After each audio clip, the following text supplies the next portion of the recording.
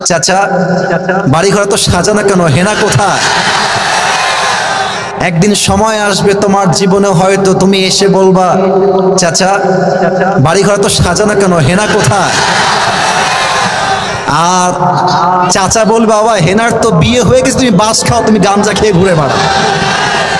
এটা আমি তোমাদেরকে মন প্রাণ থেকে বলছি, যুবক ভাইরা অলওয়েজ মাথায় রাখবা, পুরুষ মানুষ যতদিন টাকা কামাই করতে পারে সবার কাছে প্রিয় থাকে, আর যেই দিনে টাকা কামাই বন্ধ হয়ে যায় আপন মানুষগুলো সব পর হয়ে যায়।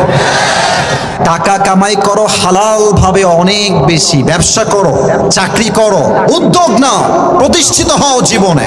যদি মায়ের কাছে সেরা সন্তান হতে চাও, যদি বাবার কাছে সেরা সন্তান হতে চাও, যদি তুমি তোমার স্ত্রীর কাছে সেরা স্বামী হতে চাও, যদি তুমি তোমার সন্তানের কাছে সবচেয়ে প্রিয় বাবা হতে চাও, তুমি যদি বোনের কাছে সবচেয়ে প্রিয় ভাই হতে চাও, টাকা কামাই করা ছাড়া কোনো গতি নাই যুবক ভাইরা। বলো বলো বলো। जब जेब में पैसा होता है तो पराये भी अपने हो जाते हैं, और जब जेब में पैसा नहीं होता तो अपने भी पराये हो जाते हैं। পকেট ভর্তি টাকা থাকলে ভালোবাসার মানুষের কোনো অভাব হয় না বাংলাদেশে, আর পকেট খালি হয়ে গেলে ঘরের আপন বউটাও পর হয়ে যায়।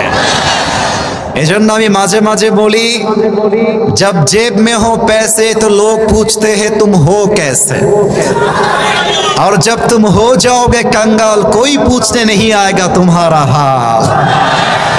পকেট ভর্তি টাকা, বলবে হাউ আর ইউ, কেমন আছেন ভাইয়া আপনি, আর যখন পকেট খালি বলবে হু আর ইউ, তুমি কে, তোমাকে তো চিনতে পারছি না ভাই আমি।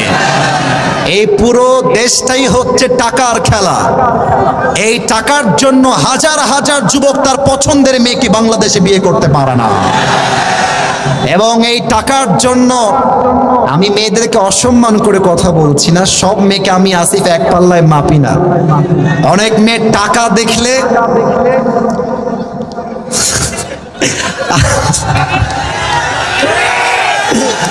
টাকা দেখলে আর সরকারি চাকরি দেখলে টাকলার সঙ্গ বিয়ের পিড়িতে বসে যায় না, এমন মেয়ে তো বাংলাদেশে নাই।